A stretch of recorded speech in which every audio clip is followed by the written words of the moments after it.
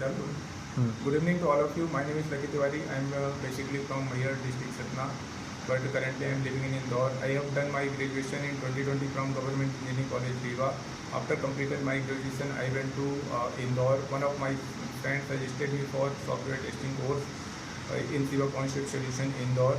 Then I joined Shiva Concept Solution in November 2023 under guidance of Shiva sir. And I have after that I done a 6-month internship course in Shiva Concept Solution. Their environment is amazing out of here.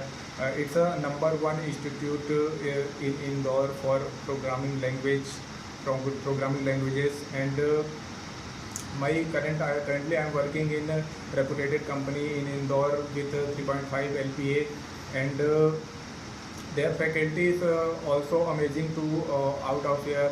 They learn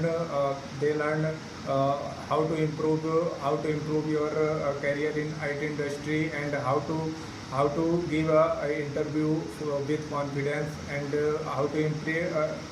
Mainly, they can provide how to improve total personality development, and provide certification and courses and provide also internship also they provide, and that's all about.